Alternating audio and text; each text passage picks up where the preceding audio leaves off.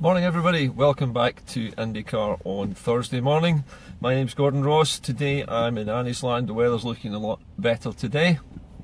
This morning's subjects, if you read the blurb at the beginning of this show, are a little complicated to explain, but we're asking a few questions about Holyrood today and also about the moves being made at the moment to recruit new civil servants in Edinburgh to be working out of the new Victoria Quay docks in Leith, where there are new offices being built, or actually the offices are built and ready to be occupied. According to the UK government, this is part of a longer term plan to replace some of the previously well scattered tax offices in Scotland with a new centralised office in Edinburgh, which would be the headquarters of the new Her Majesty's Revenue and Customs. Now, those of you who can think back far enough might remember that the old tax offices in East Kilbride, I think if I remember correctly, employed something in the region of 7,000 people, not just in East Kilbride but in other offices around Scotland. That is now proposed to be reduced to less than 3,000.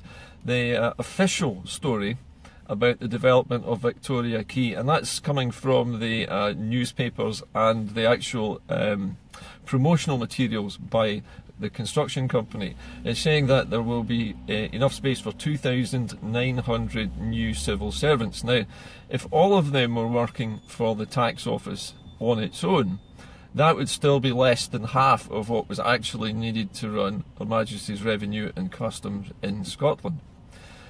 So it begs the question, why are they producing so few jobs for the Her Majesty's Revenue and Customs if 7,000 were actually needed before? Why is there only less than 3,000 needed now? So the numbers don't really add up, and it's not just about the 2,900 civil service jobs at Victoria Quay, because not all of those, according to the official reports from the UK government, not all of those are going to be part of the new revenue and customs system. A large number of them are other jobs to do with other UK departments. So there is a great deal of suspicion at the moment around Holyrood about why it is that existing civil servants who currently work for the Parliament at Holyrood are being poached away with promises of higher salaries and higher grades to work in this new office, under which they would be working for the UK government. So if you think about this, what's happening is the UK government is stealing civil service jobs and members of staff from the Holyrood Parliament and putting them in a new building which they're constructing with this, I don't know if it's a cover story, whether it's real, but the story is 2,900 new civil service jobs for the HMRC and other departments of the UK government. So there is a battle going on at the moment between the two parliaments over who has these civil service jobs. Now remember also that Scotland has now got a small amount of tax raising powers and actually needs more, not less, revenue and customs officers and staff to deal with that in the new HMRC building. So there are a lot of numbers which, to me at least, don't really add up. If we're getting more tax powers, we should surely have more people working in the tax office, not half the number. So the numbers are saying to me that the British government anticipates controlling the revenue and customs from London and having just a small regional office in Edinburgh with only 2,900 people in it. It doesn't say to me, we're expanding your office to give you greater tax raising powers. The numbers don't actually suggest that. The numbers suggest a massive reduction in the amount of tax inspectors and other workers who process tax payments. So it's a deeply suspicious series of actions going on quietly in the background with no great fanfare, no news coming from the media about what's actually going on.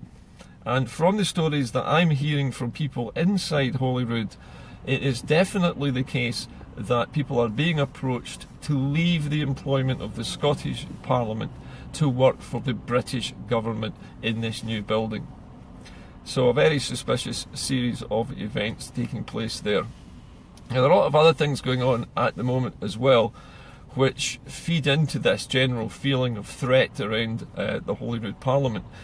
There was an interesting post last night by a chap who I believe he's not a Scottish person by birth, but he wrote an interesting post which suggested that Holyrood should actually be closed by the independent Scottish state, simply because Holyrood is actually the physical embodiment of devolution, of centralised power in London, and that the whole building was designed by unionist politicians for their comfort at great expense. If you remember, it was originally planned to cost only a few tens of millions. It ended up costing hundreds of millions, being twice the size it should have been, with far more sumptuous offices and cafeterias and public spaces and gardens and so forth that really weren't absolutely necessary for the running of a devolved assembly as it was then. So if you think about this purely from the point of view of somebody who is about to establish a new state, having a parliament which was ostensibly built by the British state to accommodate a regional assembly which it was forced to undertake because it wanted to be part of the European Union, and in which, if you remember, the SNP never backed the Holyrood Parliament when it was being built. They stayed out of that argument, and it was all unionist parties, it was all British state parties which proposed the building of the Holyrood Parliament. So it is actually, when you think about it, a monument to British colonial power in Scotland. Should it be closed and something new built? Well, I don't know about that. Maybe other people have different opinions. But the point I wanted to make about it is we still need to protect it, because at the present time it's the centre of the management of the Scottish economy, it's the centre of the political power structure in Scotland, it's the centre of our democracy, and therefore we need it at the moment, at least, while we fight for the next independence referendum to take place, and while we fight that referendum and finally win our independence. And after that point, we will still need that debating chamber and that parliament for us to have a functioning democratic government with elected representatives in the usual way, so that the country is legally constituted and has a sound physical basis to begin its new independent life. But as I say, the problem is that that building is a bit of a hodgepodge. Originally, Morales' design was much simpler than what was built eventually. What we look at now when we see the Scottish Parliament was not what was originally intended. Morales died part of the way through the completion of the building, and because of that it was compromised severely by constant redesigns by British political party politicians. And so it ended up being a massive hodgepodge of different things. The debating chamber still looks, I think, pretty good. But the point that I'm making here is it's still a symbol of British power over Scotland. Remember, devolved power is still power retained at the UK level. We've still only got a tiny proportion of what we should have as a country in terms of being able to control our own funds, our own taxes, and to be able to allocate those taxes and spend them on the citizens of Scotland in the way that the democratic will of the people says.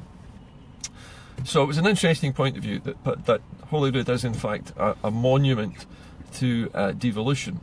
Now, after Brexit is finished and the Great Repeal Bill, or the European Union Withdrawal Bill as it's now more commonly known in Westminster, once that comes into effect, it is possible for Westminster Parliament to completely abolish Holyrood anyway, or to strip its powers, to emasculate it and take the power away from it, so that it can never again threaten to have any kind of referendum about independence. Now this, to my mind, if I was a strategic planner at Westminster, is the first thing I would want to do after Brexit. I would want to start stripping powers away from the devolved assemblies so that they can't argue with centralised power in London. And gradually those powers would be stripped away one at a time. Maybe you wouldn't notice it at first, and gradually after several years you'd find that Holyrood somehow or other has become superfluous, and everybody can see that it's no longer working because it has no powers, and eventually the British state will be able to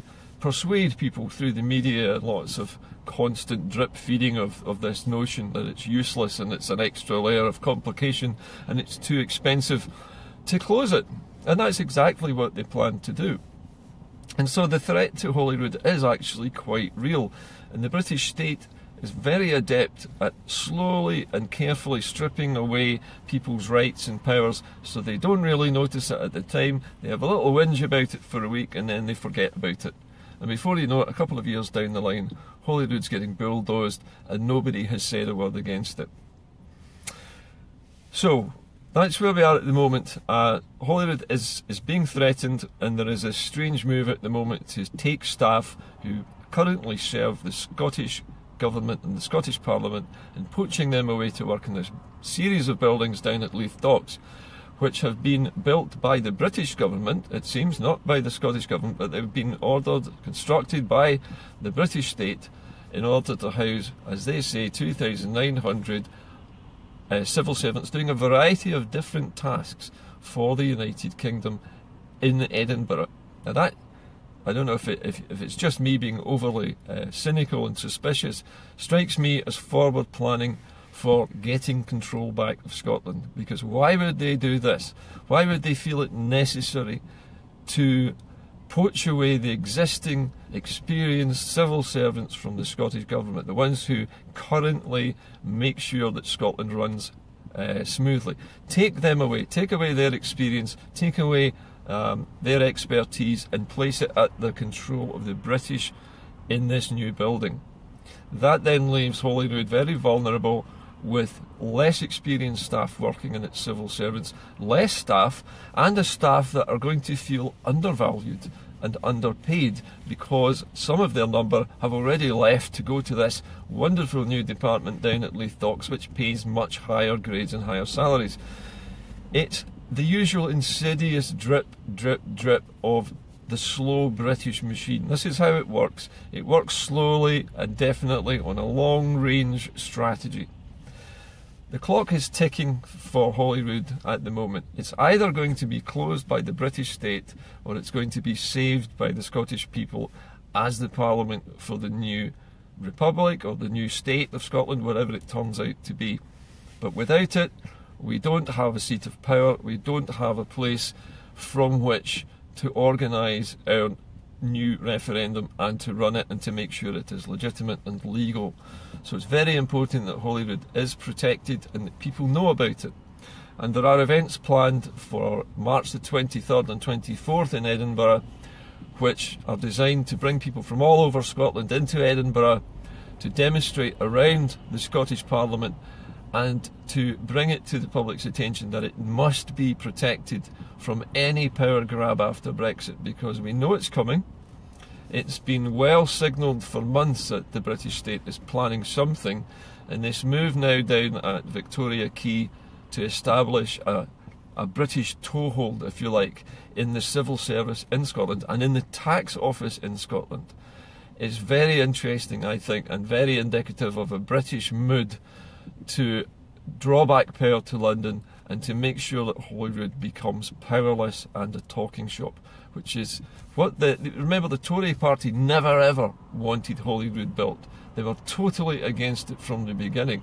The SNP stood back from it because they knew it was a unionist, if you want to call it that, a British nationalist plan to put in place a tokenism, a piece of British tokenism to the desire of Scots to rule themselves. And this was a token parliament with very limited powers, designed to keep the SNP from ever gaining a toehold. The SNP has proved them wrong. They confounded the system. They became a majority government. We had the first referendum which failed. We've now got the prospect of a second, far more powerful referendum in which people are much more energised and switched on, and in which the British media has less influence.